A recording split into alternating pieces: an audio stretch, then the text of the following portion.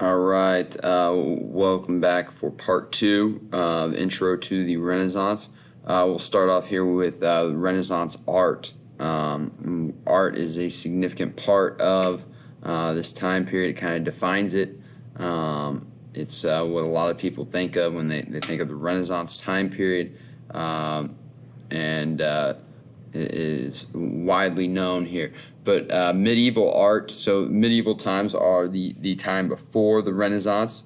So prior to the Renaissance here, I'm going to kind of dive into what art looked like then.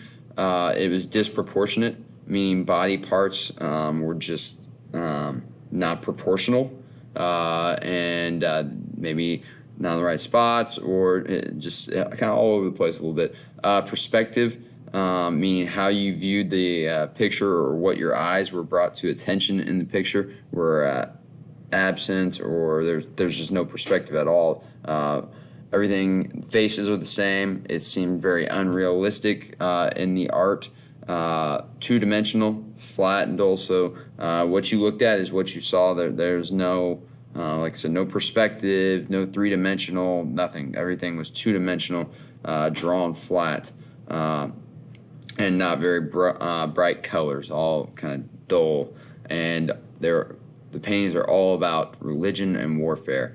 Those are the two topics and concepts that are specifically talked about or shown and depicted in art of the Renaissance. And tempera paint is a very dull, and it's what we would use today for finger paint. So that's what was used before. This is prior to the Renaissance there. This is a two-dimensional picture here. Notice that all the faces are flat, and they are the same there. Here's another picture prior to the Renaissance. It's very two-dimensional. You see the faces are the same. The hands are extremely long right here. Things are not proportional, and then this guy up here is just missing his head. So, yeah. Here's another picture.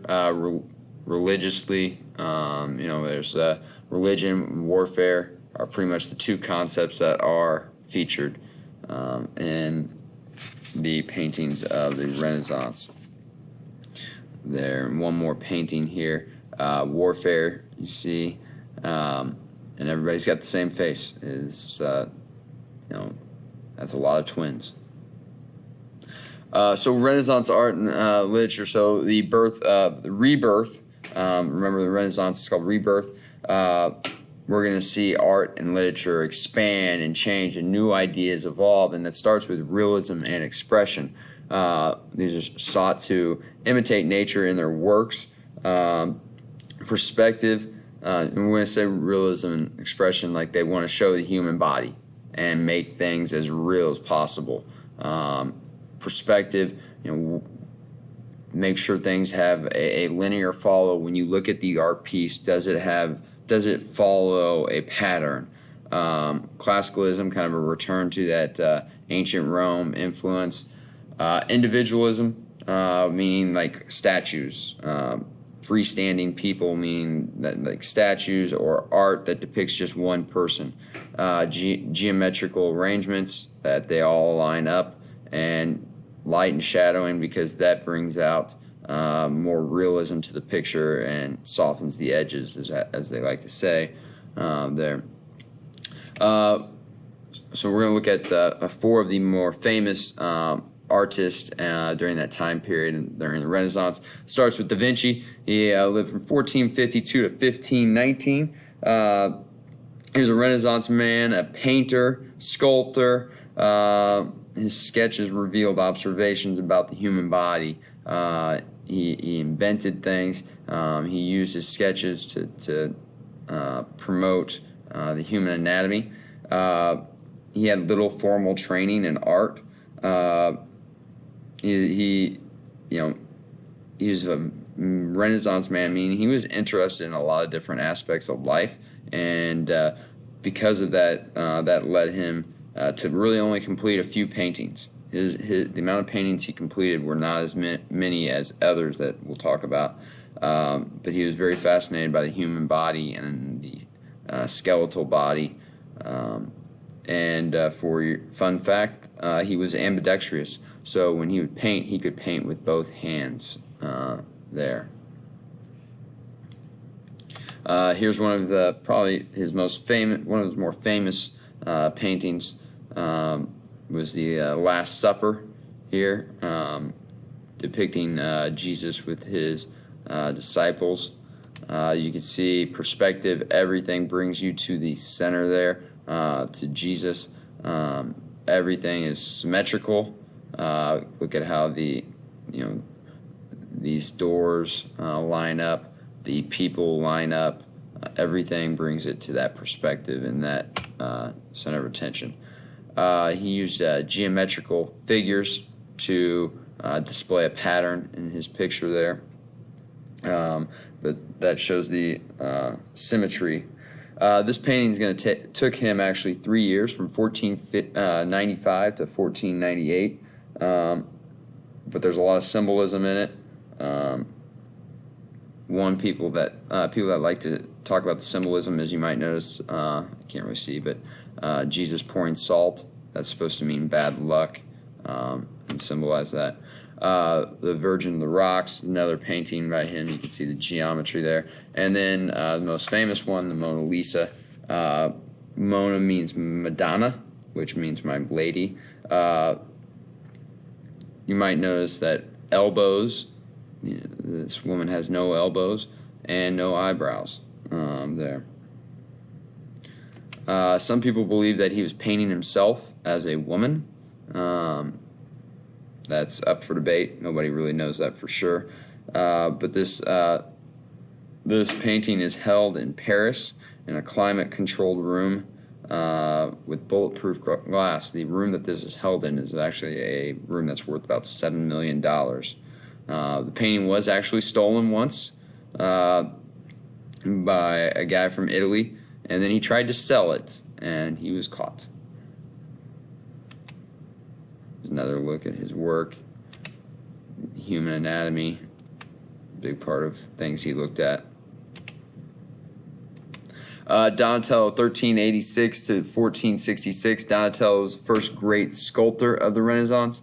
Donatello, he was all about the sculpture. That's where you get into those individualism, those individual statues. He revived Greco-Roman art, and he was the first. Statue of David was the first standing sculpture there. Donatello, that was a nickname for him. He very little is known about his private life. He was a man that kind of stuck to himself, didn't connect well with others. You've probably seen his statue before, that he's made this make a statue of David, and then this is one of his more famous sculptures here. Michelangelo, 1475 to 1564. Michelangelo, he is simply known as Michelangelo. He's most famous. He's probably one of the most famous artists there of the Renaissance. His paintings are extraordinary. He had sculptures. He did a ton of art.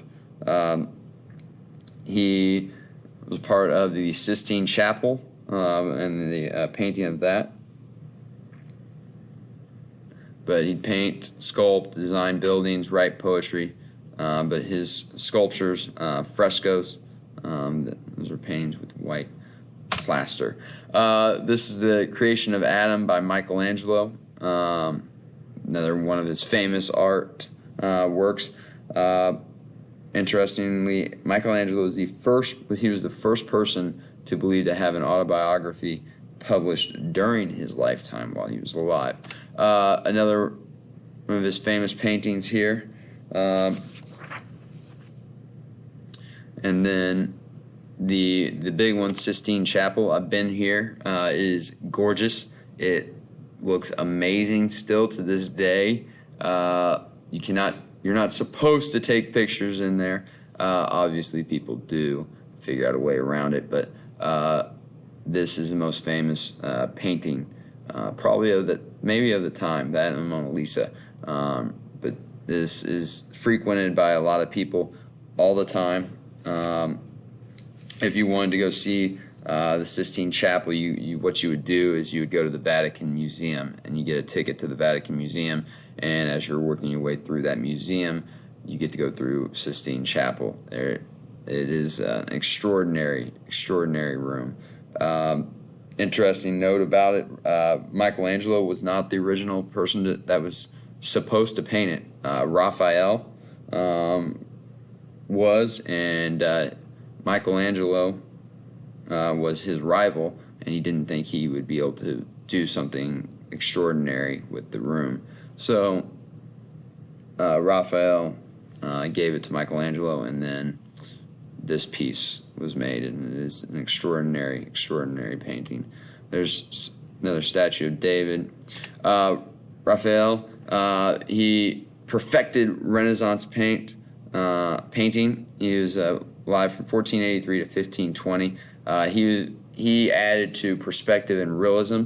He studied Leonardo and Michelangelo. Even though he was a rival of Michelangelo, he did study him and tried to learn from him. But Raphael became the favorite painter of the Pope because of how detailed his paintings were. He pulled on a lot of ancient Roman and ancient Greece ideas for his artworks. He never married. He learned how to paint from his father, and at the age of 19, it's believed he became a master painter there. But here's a couple of his works. There you can see the attention to detail. Used a lot of shadowing in his pictures. There you go. And that'll conclude our intro to the Renaissance.